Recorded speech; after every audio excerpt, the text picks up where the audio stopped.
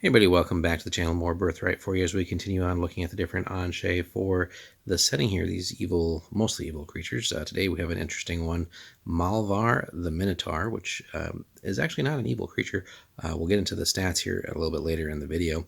But before we really get in, I just wanted to remind people, if you want to see Birthright videos like this early, including a lot of exclusive stuff for this setting and others, among some of the other games that we cover as well, hit us up on our Patreon, guys. All the support there certainly helps out, and we've got a lot of cool stuff on there that won't be on the YouTube channel as well. So again, check us out there, and again, your support means everything to us. But let's jump in. Maalvar the Minotaur. This is an unusual one. It is another Anshe that actually has its own realm, which we'll cover a little bit later, but let's jump in.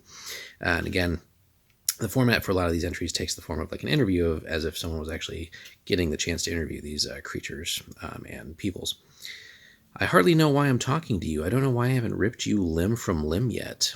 I suppose you should feel honored that I've granted your request for an audience. I know not why you should or why I did. That's just the way things are. The way things are. I've heard that often enough. It's a major tenet of Itave philosophy. They're small people, easily frightened, and they use that philosophy to explain why they're grubbing around in a dirty little land, while those around them have castles and cities and finery. I think they're pathetic, but they've survived.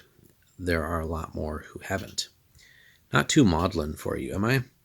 Not that I care, but if I thought you weren't listening, I might just grab you by the ears and shake some sense into you. Heard that, didn't you? I should hope so. I suppose I rule the Itave in your limited way of understanding life and society.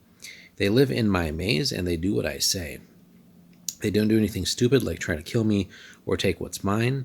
If that's rulership, I guess I have it. I haven't seen any of my people in weeks, and I've hardly noticed. Veed? No, he's not an Itave. He's a... No. You want to know about Veed? You ask him. You said you wanted to know about me. Where did I come from? What am I doing here? My plans? Well, I came from somewhere else a long, long time ago. My plans are my own. I keep to myself and expect others to do the same courtesy for me. Anyone who doesn't finds that I can defend my territory better than he might suspect. What's my true name? What was I before? This interview is at an end. Get out. There are few Anshe more cryptic than the Minotaur. In all the years of his existence, few scholars have found out more than a tiny part of his history. In recent years, bards and lore masters have linked the Minotaur by name with a legendary adventurer named Maalvar. Not all historians agree, this sage included, or not all historians actually believe this to be a true link, but again, a lot of these creatures, there's myth and rumor surrounding them because few people get to see them and survive. But the theory hinges on it. Maalvar was an adventurer, a blooded mercenary in the pay of any regent or general who would have him. To his credit, no chronicle tells of Maalvar ever fighting on the side of evil, and there are several tales in his history that tell of his heroics on the side of good. Still, he may have been cast in such a light because he was almost always on the victor's side of any fight. Victors ensure the history and battle songs will report events as the victors wish them to be viewed. Early in his career, Maalvar was recognized as a gifted leader and some say a military genius. He was respected by his employers and his enemies alike. He fought well and with honor despite which side of the battle he fought on. But he grew bored with the military. Too often he went to war for trivialities and saw good men die for no purpose. So he decided to strike out on his own. And some say this is when he first felt the pull of his Azrai bloodline. His victories became more and more costly and vicious. Due to his reputation, he often fought forces 3 or 4 times the size of his army, and his battles were all hard fought. Some say Azrai was trying to corrupt him and force him to butcher rather than kill honorably. He gave up his considerable influence and power to become a nameless adventurer, and he disappeared for a time. Mention of a masterful warrior for hire who always gained victory for himself and his friends popped up across Cerealia every so often. The last mention of Maalvar in the histories of Cerealia come from a 300-year-old Kanasi tale. He went into the desert after his companions were all brutally murdered by the Sandpiper, an Anshe of ample power in the Tarvan wastes. The tale makes no mention of success or failure, but the Sandpiper's remains were found later, surrounded by blasted ground and shattered trees, but no sign of Maalvar. A few years later, a power rose in the maze. driving out those Korean forces who secured it and leaving only the Itave, an ancient race of native Ceruleans. They and the Minotaur are the only inhabitants to this day. The Minotaur has been seen on the edges of the maze many times. Some say he is attended by a few Itave, but more often he is alone. The power now known as the Minotaur was once a large Hizrut human whose torso is now mounted on that basically of a centaur, or looks like a lower body of a bull, and a large pair of curling horns glowing with carved runes sprouting from the sides of his head. The Minotaur's link to Maalvar is clear, however. Maalvar wore an ancient suit of black and scale mail, similar to that worn by Prince Racine millennia ago. Some believe it may even be the actual suit. And the Minotaur wears the chest armor on his human torso when patrolling his boundaries. These circumstances lead to curious questions. Is the Minotaur actually Maalvar, the hero of the South, or did the Anshe slay Maalvar centuries ago? Why did Maalvar have this particular suit of armor? Is there a connection between the Gorgon and the Minotaur? Those questions can only be answered by the Minotaur, and he's not willing to talk too much. So, an interesting backstory that does still provide a lot of rumor and room for whatever the DM really wants to flesh it out into. But stat-wise, let's jump in here. So he's pretty formidable. Intelligence considered 16, so pretty high up there. Mainly active during the day. Omnivore, chaotic neutral, so not evil, but chaotic neutral is pretty up there, right? Movement 18 is large, considered 10 feet long, 8 foot tall. Armor class 0. Again, it's the old system, so really I'd, if it was 5th, I'd just convert that to like, hey, he's got a base armor of 20. Huge hit point pool, 152. Saves as a level 18 fighter, so no slouch. Thaco doesn't exist anymore. 2 attacks, though, weapons or fists. If it's by weapons, it's that or whatever you may be wielding, right? Or 2d8 plus 12 strength bonus for both. Special attacks, he can trample. Defenses, non-detection, has a 50% magic resistance, so that already makes him pretty formidable. Absolutely fearless, it says minor, but I mean 36 is nothing to sneeze at there. 36 for Azrai, and several abilities: alertness, battle-wise, detect illusion, enhanced sense, iron will, long life, clearly. Major resistance, magic, and resistance. So he's a tank, and has a lot of crazy abilities here, right? So you're not gonna sneak in, or he's not gonna be fooled by illusions, right?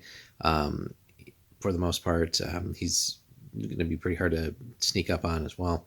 So is pretty damn resistant to magic attacks and stuff as well. So all together pretty tough. And look at these kind of bonkers stats here. Strength of 24, intelligence 16 as we saw, dex of 18 still, even with that sort of half human / bull body. Wisdom of 15, so when that's your low stat. Constitution of 23, and then charisma of 16 still. So pretty powerful stuff. So the Minotaur looks more like a bull centaur than the classical Minotaur. His bull body is muscular and remarkably agile, while his ruddy, powerful human torso is developed in proportion to his size and weight. The horns that protrude from his head are more ram-like than bull-like, and they're carved with glowing runes that protect the Minotaur, just like an amulet of proof against detection and location, but the real nature of the runes is unknown. He retains his fighting skills and knowledge that he earned while he was still human, and showing on several occasions that he's more than willing to defend his isolated domain from all intruders, whether they're good or evil. So yeah, I mean, you got all the sort of physical abilities there, but then just paired that with insane battle knowledge from just years of experience too, and then just the raw stats that we just looked at, plus the other abilities. His trample attack is a frightening show of savagery and strength. He can trample an opponent standing, sitting, or lying on open ground with a normal attack roll.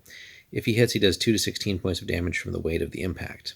The victim must then save versus paralyzation to roll out of the way. Otherwise, he takes an additional 4 through 40 points from the trampling hooves, and then the victim would be stunned in the next round, which basically means it's probably going to be game over. Now, in battle, he'll try to use strategy and instincts to overcome any opponent. So he grew up in fighting and winning against forces many times his own size. So now as a with these blood abilities and his Anshe form, he's basically just unstoppable. The only advantage would-be opponent has over him is his Berserker Fury. When in a battle, he'll sometimes, for no apparent reason, go mad with Bloodlust on a 1 through 5 on a d20 after any damage taken. So, should you provoke him and then get into a fight and then actually damage him, there's a 25% chance of that happening. He'll attack and try to kill anyone within reach. During these rages, he will not use any blood abilities he has to concentrate on, but simply his hands or weapons.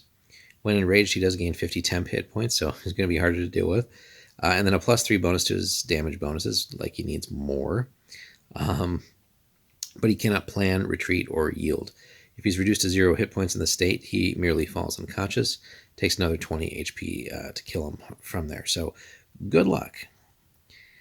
And again, with that crazy armor class too. The Minotaur can come out of these rages as easily as he enters them. Once every turn, the DM would roll a d20, and again, on a 5 or less, he returns to normal. Otherwise, he keeps raging. But he could also go back into rage, seemingly, if you keep hitting him. So, as powerful as an opponent as he is, he would rather avoid contact with other people, especially the Itave, whom he protects from outsiders, lest he fall inexplicably into a Berserker rage and attack them without reason or honor. So,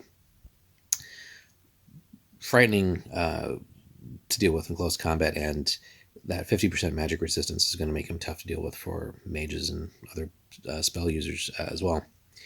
So his realm, which we have not gotten to yet because we were kind of getting to the Kanasi in the last of the expansions once we get done with the Uric, but his realm, the Maze of Maalvar the Minotaur. It's south of the Magian's domain, which we'll be covering next, and the Magian's already pretty frightening. Not available for PCs, of course, chaotic neutral. Baid is the only permanent habitation in the labyrinth where he actually lives. The other provinces are merely temporary seasonal dwellings of the Itave. Veed maintains one point temple holding in El Saurum, Itav, and Baid provinces. Maalvar himself holds all the sources in the mentioned provinces there. And again, stat-wise, there's not too much there as far as resources. Got a decent amount of RP, though, and then 1 to 3 gold bars. So basically, the humans that somewhat seemingly would worship him basically sacrifice gold and animals to him. While he has no use for the gold, he does keep it in his fortress with other treasures. So DM's, of course, free to figure out what those might be, especially maybe some past items and gear from when he was fully human. They do... The Itave are basically mainly warrior barbarians and rangers. He doesn't really keep a true standing army, but he does train a lot of their champions to serve him from time to time and sends them back among their people to teach basically warfare.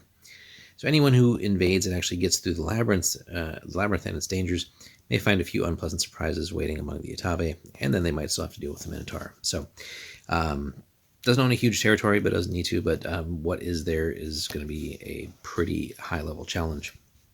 So they are led by chieftains and elders in their tribal unit. Sometimes the Minotaur basically summons some champions from the tribes and commands them for various services, and essentially they function like lieutenants. So at any time, there could be 2 to 20 of these rangers or warriors, usually with a barbarian kit. In attendance somewhere in the labyrinth. The only permanent lieutenant is a druid of unknown origin named Veed, whom the Minotaur often uses as a go-between when he wants to talk to the Itave or the trespassers in his domain. Now, the maze was constructed before men actually came to Cerealia by forces or peoples unknown to present-day men, elves, or dwarves. There are some say halflings made it, but most would scoff at such a suggestion. The labyrinth is a dark maze of blank stone. In the center is Baid, where the Minotaur has its residence.